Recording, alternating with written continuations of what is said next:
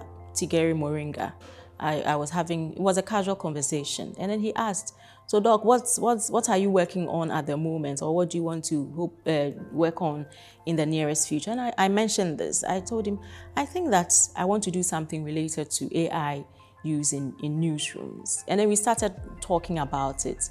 And he said that, oh, it would be lovely to join such a project, and that it sounds interesting. And then we also then decided to talk to our colleague, Spume, Mr. Zondi, about it, whether he would be interested in joining us. We know that he has contacts with a lot of journalists as well, and we knew that he would be very helpful in helping us get journalists to talk to. Then there is this colleague of mine in Ghana at the Ghana Institute of Journalism. He is a PhD student. He's actually not I call him a colleague, but he's my mentee.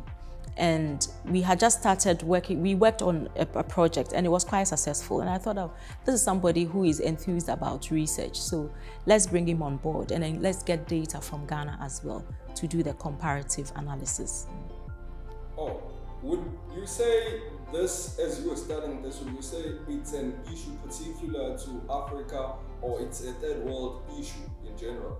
I think it's not about Africa, it's not about third world, it's about technology that is revolutionizing journalism practice.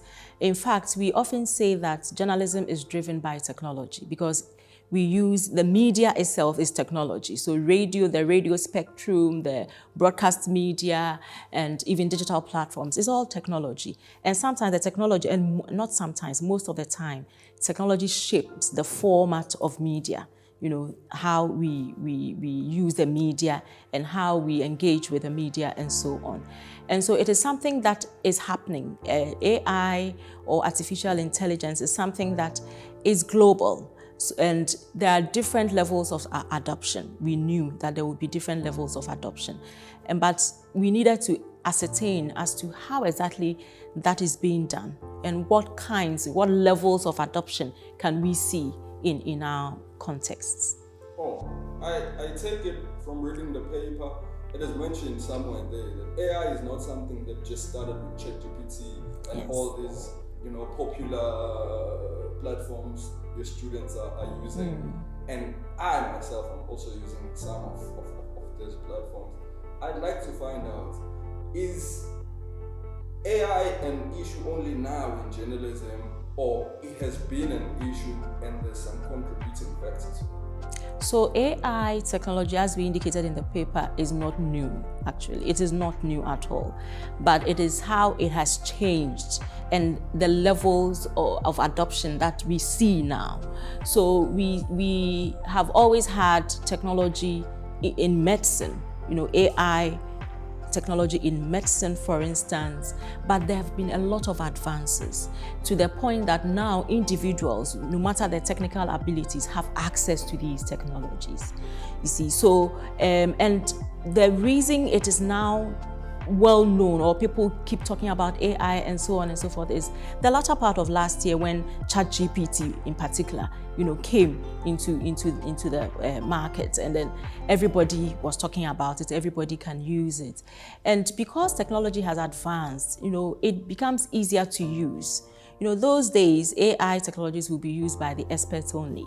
But now, we are almost all of us are, particularly the younger generation, they are the ones that we refer to as technology, they adopt technology easily. So they have been born into a time of technology. So they are the Gen Z generation that they started using technology when they were babies. Unlike the ones that are now learning, people like us who did not grow up with the technology, but we came to meet it. So we are the migrants, and I have a paper on that, the technology migrants, and then the technology, those that are actually the natives of the technology. So younger generation are the natives of the technology. They have the flair for using technology. And these technologies have been broken down to the point that the technology enthusiasts, and particularly the natives of technology, can easily use them. Wouldn't you say maybe having guys like you in the newsroom, particularly in the newsroom, people who are not as savvy as the Gen Z generation, would you say that's an issue? Because the people who are there know things working as they were, and now the new group coming in is coming with new ideas. But that's... Yeah, I think we need all to be there. Because those who are not the technology natives, or digital natives, also have some form of knowledge that the younger generation need to know.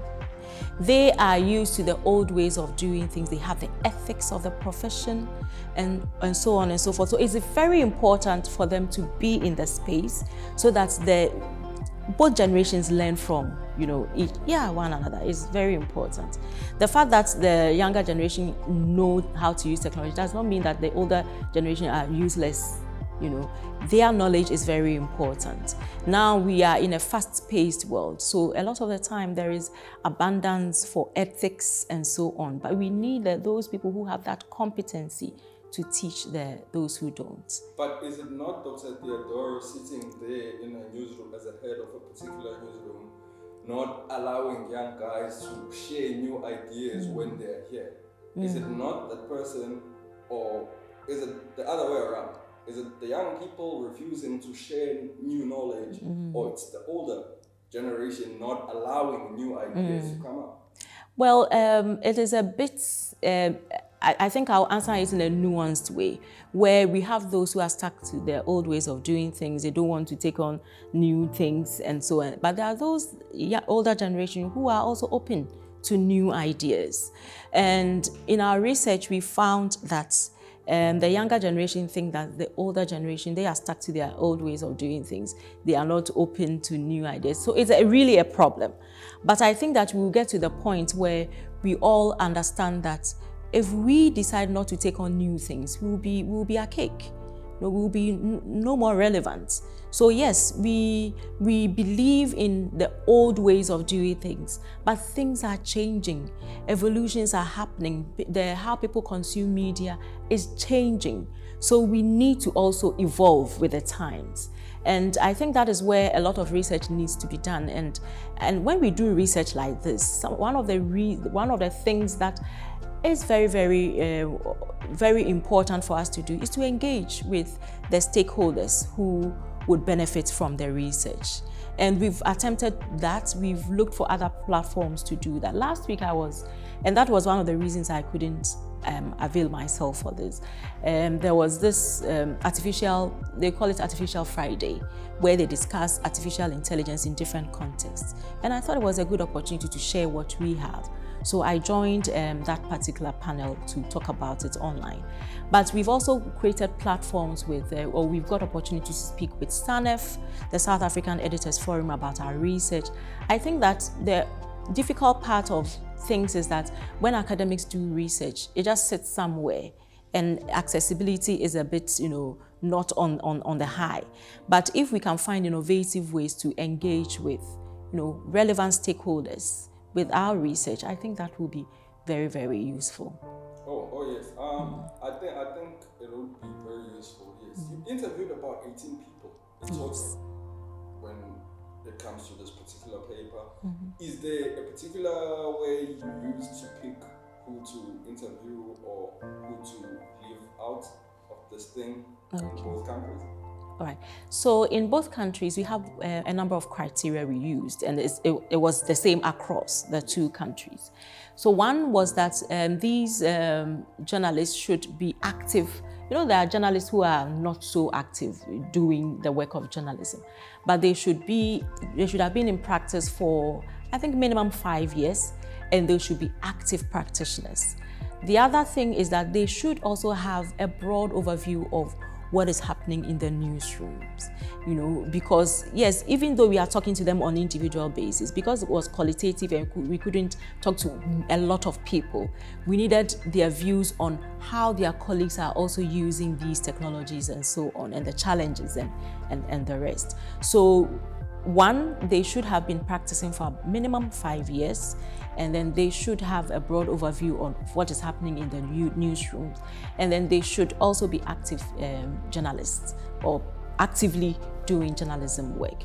And we also looked out for those who are in editorial or management position as well, because they also have that bird's eye view. So that was one of the criteria we used. Oh, and the results were what you expected? Not what we expected. Yes, always when you're going into research, you sort of have an idea, but sometimes you are surprised by what you find. And as a researcher, you have to be very objective.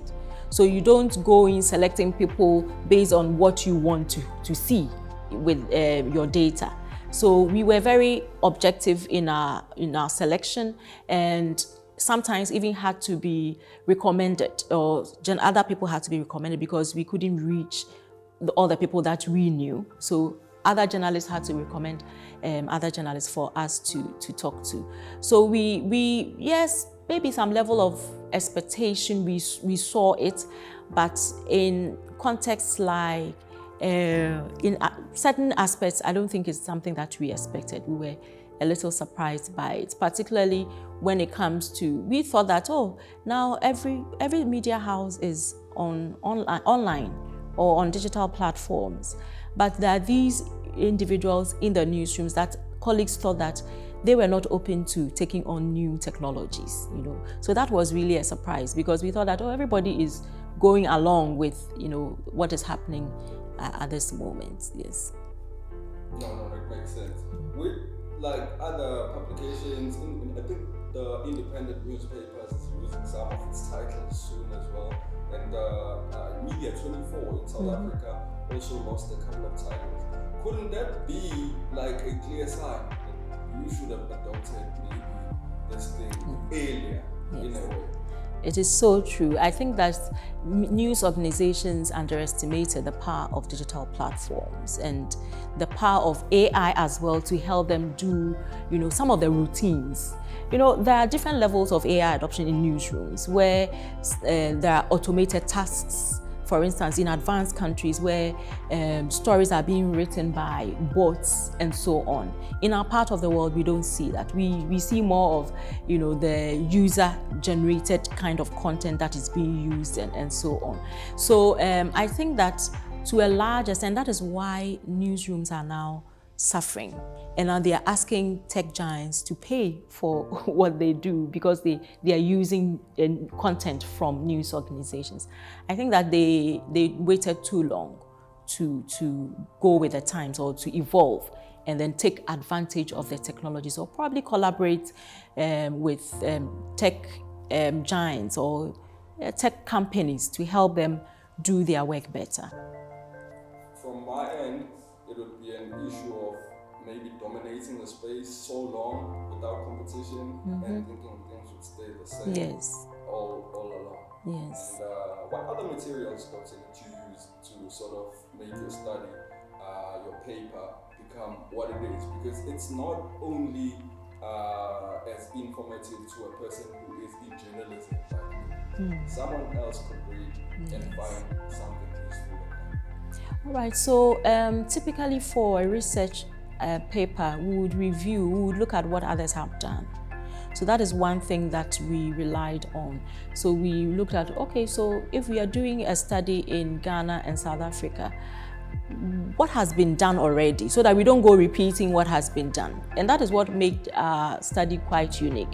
We realized that there's been some already done studies on how newsrooms, journalists using these technologies and so on. But there was this angle of the ethical concerns that had not been touched upon. So it really helped us shape our paper. And so our literature review, where we looked at what other scholars have also done in Kenya, in South Africa, in Ghana, and then elsewhere in Europe and so on. That is what really helped shape our work. Oh yes. To mitigate some of ethical challenges, what would we propose? Should maybe AI be integrated into the vision? Because AI, you can direct it to just write you an article without putting any content in it, and it will produce something. How do you navigate those? Yeah. Okay, so one of the things we recommend is fact-checking. And in fact, our participants also spoke about that extensively. It's very important. Journalism work is about integrity. And if you lose that integrity, you are done. So it is that integrity that will earn you the revenues as well. So fact-checking is very important, double-checking facts, because we know that AI technologies can be biased. One journalist actually talked about how they went to Google themselves, and he was told that he was a real estate developer or something like that. And then another person also talked about how he was researching Ghana, and then the information that he was giving was totally false because of it is human beings with all their biases that puts the data in these AI systems. So it is very important that when AI gives you something, go and double check. So the good old ways of fact checking is very, very important. And other new ways of fact checking. Digital technologies give us opportunity to fact check images, videos, and so on. So it's important that we do that. And then we also talk about the fact that it's very important. I tell my students that journalism is legwork. It is legwork. You can't just sit in your room and conjure information. So it's very important that you also go on the field. On top of you need to do that, and that is very, very crucial for us. It is part of the fact checking, of course. It's part of talking to people to confirm facts and all of that. So that is very crucial. Oh yes, no. It's a crucial aspect of journalism to sort of boost that ethical aspect of our industry. Yes. The question I'd like to ask now is on particularly AI being around for so long, as mentioned on the paper. Why is it becoming a conversation now when it's been a thing that's there and we always need? Okay, so the reason it has become a buzzword is how people are using it and misinformation spread. So people are using all kinds of technologies to create all kinds of content on social media. Social media is a place where now it's not only journalists that are giving us information. If I'm not a journalist, can do the same. somebody sitting somewhere who wants to defame somebody by telling all kinds of lies can just put together content, go on social, these AI technologies, create images and sounds and all kinds of things to present them as factual information. So these are things that then are making people aware that there are these technologies that can do all kinds of magnificent things, you know. So I think that is one of the reasons, the fact that people are using it extensively and they are using it to perpetrate misinformation as well. Oh, misinformation is a threat. But then let's just move back to South Africa, because you mentioned a couple of things about Ghana that you learned while working on this particular study. Is there something unique or something you never expected that came to light after studying? Okay. So what I think that's one of the things. It is the you know South Africa is considered to be one of the lead when it comes to Africa, the leaders in AI adoption, and Ghana same as because of the digitalization agenda and so on. But South Africa is the lead, all right. So and so we were hoping. I personally was hoping to see some kinds of adoption that would sort of blow my mind, in for want of a better word. But I realized it was just the normal, adoption of using ChatGPT, using Otter AI, and using Canva AI and those ones. So it and particularly the fact that there weren't guidelines in newsrooms, and sometimes it's not even a conversation in newsrooms, was really something very surprising. Oh, yeah. Considering the fact that it is being used, journalists are using it, but they don't have guidelines. So that was the surprising thing, because not too long ago I was in Kenya, Nairobi, and we were discussing AI, and we realized that some of the newsrooms have policies as to how journalists can use these technologies, and the fact that they have to issue disclaimers. When you use AI to write a story, there should be, the audience should know that you have used AI, so the disclaimers, the being open to, and it's part of journalistic principles, Yeah, so I think that was really an advanced level, when it comes to Nairobi or Kenya. Well, with Africa, and you were there in Nairobi, in East Africa, Swahili is the biggest language. Yes. It's a vernacular language after all, and there's always a struggle with integrating artificial intelligence, getting chatbots to write in Swahili,